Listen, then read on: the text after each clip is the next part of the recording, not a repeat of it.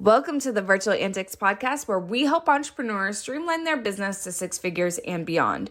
These short, sweet, and info-packed episodes will inspire, educate, and leave you feeling motivated to take one more step forward in your business. So put down your never-ending to-do list, because in this podcast, we are interviewing the best of the best in the entrepreneurial world as they spill their secrets to success.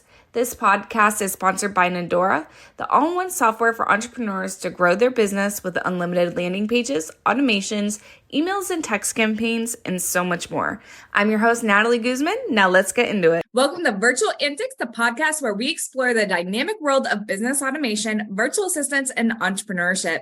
I'm your host, Natalie Guzman. Today, we have an exceptional guest on the call. It's Colin Hirdman. His entrepreneurial journey began just a week after graduating college, and he has since built and sold multiple businesses. As a co-founder of Monkey Island Ventures, named after a childhood park, super cool, Colin and his partners have created over a dozen successful software and services over the past years. Now, Colin is focused on their newest venture, Rainmaker, which helps founders, business coaches, and sales teams grow their LinkedIn networks, leads, and sales through their innovative, authentic engine. Colin's insights into entrepreneurship and LinkedIn strategies are sure to inspire and provide valuable takeaways. Welcome, Colin. How are you doing today? I'm doing great, Natalie. Thanks again for having me. I'm really excited. I'm so excited. Like I told you in our a little bit before this, is that I really brought you on for me because I love LinkedIn. I think it's such a cool tool, but I'm not utilizing it for my business. I'm like, if I'm needing this, then my listeners are totally. Absolutely. Yeah. No, I think there's some educational stuff that I'll be able to share today that your audience will be able to put into practice later today or right after they end up listening to it. Woohoo! All right. So let's get into it. So how'd you get into LinkedIn? I know you own several other companies. Is that kind of what brought you onto the venture? Yeah, it's certainly been kind of a winding road. So yeah, in 2007 is when I started Monkey Island Ventures with Josh and Zach. We've all known each other since we were about 5 years old. And it is in fact named after a park we played at when we were kids named Monkey Island, located in St. Paul, Minnesota. And yeah, so we built a bunch of different SaaS and service companies over the years. And probably about 5 years ago, I was doing a lot of like cold email outreach and LinkedIn automation and just really kind of working across those two avenues. And LinkedIn, I ended up realizing I was getting more and more traction with. And so over the last 6 months, has really focused in on LinkedIn. And that's when we started Rainmaker. And that's what my entire 100% of my role is focused on, growing that as a business. And it's been an absolute blast. I love it. And so I'm ready to kind of share the way that I think about Rainmaker. If there's any specific questions you have, or else I can kind of get into the way that I think about it. Yeah, I'm really interested because one of the things I've heard about is that, we always say, try to find, you go to the social media site where your target's right. Yep. And a lot of us, our target market is business owners, and we're our business owners. It's on LinkedIn. And I've heard through my research that LinkedIn is one of the most underrated social media platforms, especially if you're using it to highlight your business. Is that correct? Oh, no question. I mean, at the end of the day, LinkedIn is still a social network. It's all human beings, but they are there for business purposes. And so it's really the perfect platform to grow, as long as you stay authentic. And I think are bringing an educational mindset. Some of the stats that I talk about are, like I think 3 new people are joining LinkedIn every second, and decision makers are on LinkedIn. I think you'd be really surprised at how many of your prospects, I'm talking generally, are on LinkedIn. And most people are lurkers, regardless of the network. Very few are the ones creating content. So there are a lot of active people on LinkedIn daily, weekly, and monthly that are your prospects. So you can kind of take it from here, kind of give us the tea on, how business owners can really use LinkedIn to leverage. No, that sounds great. So the way that I think about LinkedIn is on 3 layers. Okay. The first layer is philosophy. The second layer is audience. And the last layer are the campaign. So philosophically, what I found, you have to come at LinkedIn from a mindset of being authentic, number one. So you have to be authentic to who you are as an individual and communicate in the way that you'd normally communicate with people. And then you also have to be authentic to the brand or brands that you're representing. Okay, so if you're coming in authentically, you're already coming into it the right way. But the other thing to really realize is that nobody wants to be sold on LinkedIn. Okay, we've all gotten, those spammy messages and all that. You won't ever succeed by doing that on LinkedIn. So nobody wants to be sold, but virtually everyone is willing to be educated on LinkedIn. And so that's really that educational mindset that you have to come into LinkedIn with. And the last thing I'll say is that if you're a founder, an entrepreneur, a marketer, a salesperson, it's really incumbent on you. It's your responsibility to understand what it is that your prospects want to be educated on. What are their pain points where they're willing to learn? And more specifically, where are they willing to learn from you? And if you're not able to figure that out, you're going to have a lot of struggle on LinkedIn. So again, it's up to you as the founder or the marketer, as a salesperson, to figure that specific thing out so you can approach them with an educational mindset.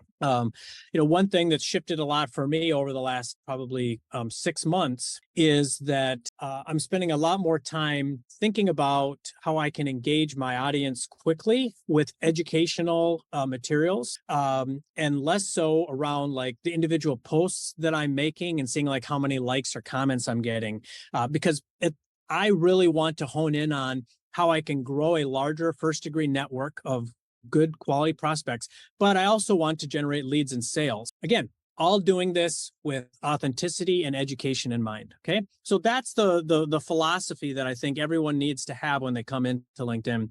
Then the second one is audience. And the way that I'm building out audiences for myself and our Rainmaker clients is most of the time it's through Sales Navigator. And I'm generally able to build good audiences that perform well just off of that. But one of the things that I've been thinking about the last couple of months is around audience intent. So how do you better see prospects that are already further down the pipeline, further down your sales funnel? And how do you identify them so you can reach out to them and hopefully help them make a purchase decision soon? So one of the things that I think about are two areas I'll get into right now. One is LinkedIn events. Okay. So if one of your competitors or if a industry association or organization is putting on a LinkedIn event that has to do with what you do specifically or what you might do tangentially, if you go and you press the attend button and you attend that event as well, you are now able to see the entire audience that is also attending that event. So one of the things that you could do is you could say, okay, I'm going to attend this event. Now I can see everyone else that's also attending the event. And I want to build an audience of all the people that are attending this event that are also, business owners of these size companies or within these industries. I know they're attending this event because they're interested in this topic. And if I can help solve for that topic, I would want to create first connections with those kinds of people as well. Okay, so that's one shortcut around audience intent. Another one would be using a person as a proxy. So one of the things that I've done is I identified a few people that are on LinkedIn and they publish a lot of content about how to succeed on LinkedIn. And I reached out and created a first connection. Well, I can go into Sales Navigator or LinkedIn search and say, okay, here's this person. I want to see everyone that is a first connection to this person, but is a second connection to me that is also, a founder or a sales executive or a business coach, right? And so I know that they're probably following this person on LinkedIn because they want to learn how to grow on LinkedIn. Well, if they want to learn how to grow on LinkedIn, then they probably would be interested in Rainmaker. So that's another way of like kind of shortcutting into an audience is using a person as a proxy. So we've talked about philosophy. We've talked about, audience and audience intent. And then the final one are campaign. And the way that, I think about it is I'm typically for myself and for clients reaching out to 25 new people a day, Monday through Friday during normal working hours, so 125 people a week, 500 people a month. And across myself and all of my clients, we're getting between like a 15 and 50% connection rate. Okay. So that by growing out your first connection audience of prospects, that's giving you an opportunity that when you post content or when you create events, that you have a larger audience to pull into seeing your content or attending your events. And a lot of times another foundational thing is we'll plug in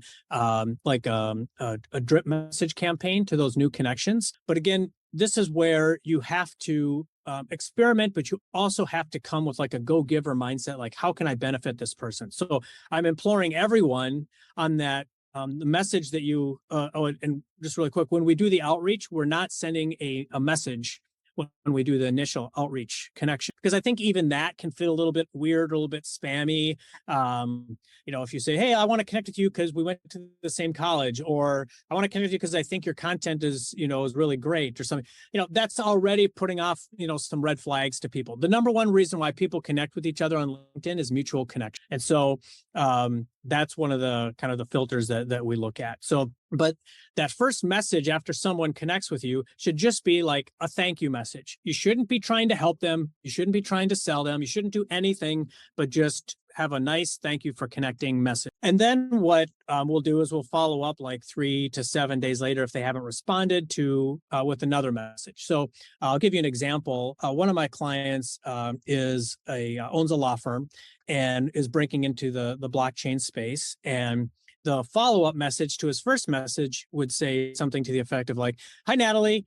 I find myself more and more writing about the intersection of blockchain and law, and I'm wondering if there's any topics you'd have interest in me writing about. Okay, so a couple things are happening there. Number one, knows that for blockchain founders, there's a huge pain point around law and block. Okay, and that those founders are always looking for more information around what they can and can't be doing here in the United States around blockchain. Number two, he has established himself as an expert, as a lawyer, and he's writing about topics, and he's opened up dialogue now for them to respond back to him with, yeah, I'd really love it, if you might write about this, or I'm having problems here, could you help me, could you write about this, right? So he's really opening up an area for conversation. He's giving an opportunity to write about these topics based off of feedback he's getting. So those are some examples of just authenticity around your outreach and your connections. One minor detail, just kind of around like hygiene of your LinkedIn account, is that after 30 days, we rescind the LinkedIn connection request if they don't connect. And then there's a 3-week period of time that you can't go out and invite them again. But after that 3 weeks, you can invite them to connect again. And so you're kind of creating these pools of people that you could reach out to again in the future.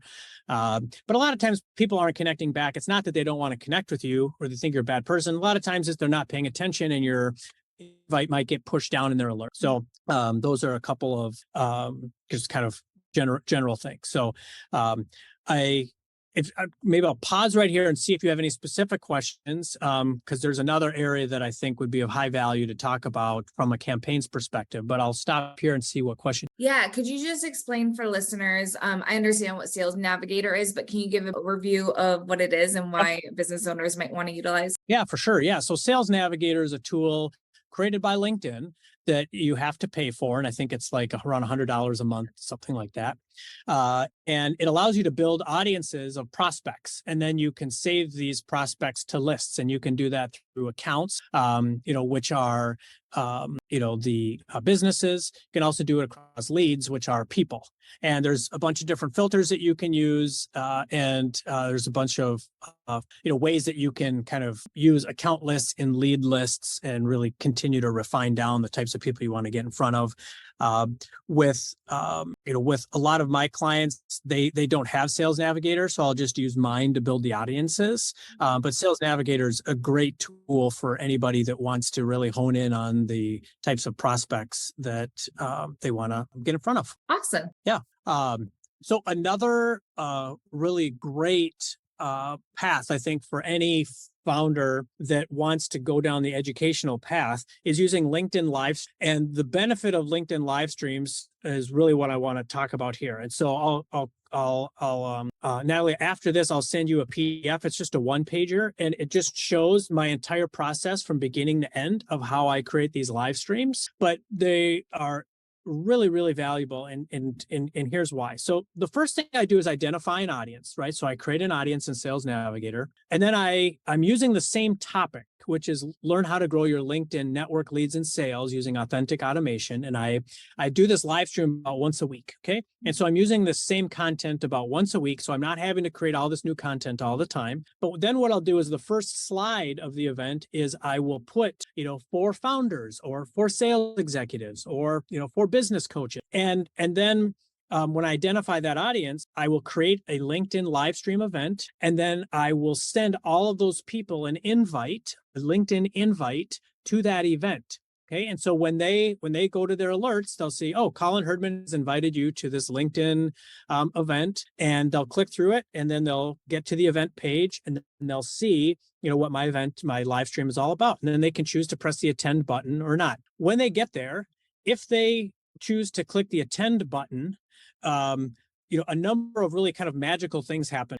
Number one, you have verified that your topic is relevant and that your audience is relevant. If you are pushing out this LinkedIn event to an audience and nobody's responding, then one of two things is off, or both, your audience or your topic. Okay, so these live stream events allow you to experiment a little bit on like topics and prospect groups that you'd want to target. The other thing on the back end of them clicking the attend button that is truly magical is that when they do that, they are in no uncertain terms saying that they see you as a thought leader. They trust your business enough to press the attend button so you know who they are, and you're creating enough of an emotional connection that they're publicly giving you all of these cues. And so what will happen after I do the live stream is that I will follow up with each attendee, and I'll thank them for attending the event or registering for the event, and say, if you happen to miss the event, here's a link to the recording, and I'll point them back to the LinkedIn event page where the recording is. But then I'll follow up and say, if you're interested in having a one-on-one strategy session to talk about LinkedIn and more, here's a link to my calendar. So what you can see is that I have gone from creating a discrete audience and identifying a topic for that audience. I have gotten them to click the attend button, and I've gotten to the point where I can send them a Calendly, and it doesn't feel icky to me or salesy, and it doesn't feel icky or salesy to them either. And it's because I am sharing my knowledge around LinkedIn, and it has driven prospects and it has driven clients for me in the last 3 months. So I'm actually closing a new client tomorrow that I did a live stream with 2 weeks ago. So I would highly encourage your audience to look into that. And like I said, I'll send you a PDF of my whole process. And if someone wants to get that from you or reach out to me, they can certainly do that as well. But at the end of the day, what Rainmaker is doing is we are really just automating the best practice manual actions that everyone should be taking on LinkedIn. So it's the exact opposite of anything spammy. We're just bringing a little bit more strategy and scale to your process and ability to, I think, to thrive on. I absolutely love that. Thank you so much for sharing all that knowledge. I know I'm going to go and apply that this week. I think that's a genius. I really like everything they explained, using like the live events and using that as a way to build a genuine. So thank you so much for sharing. Sure. And where can we find more about you and your business? Yeah, so you can certainly look me up on LinkedIn at Colin Hirdman, Hirdman. And then Rainmaker is rainmakergrows.com. And one of the pages on the site is called campaigns. And if you go there, you can see 12 different campaign types that you should be considering running on LinkedIn. And all of them but one you can go do yourself. You don't need me or Rainmaker for. Awesome. I'll make sure I put all that in there as well. But thank you so much for coming on Virtual Antics, Colin. It has been a pleasure having you. Thanks so much, Natalie. And we'll talk to you guys next time on the Virtual Antics podcast.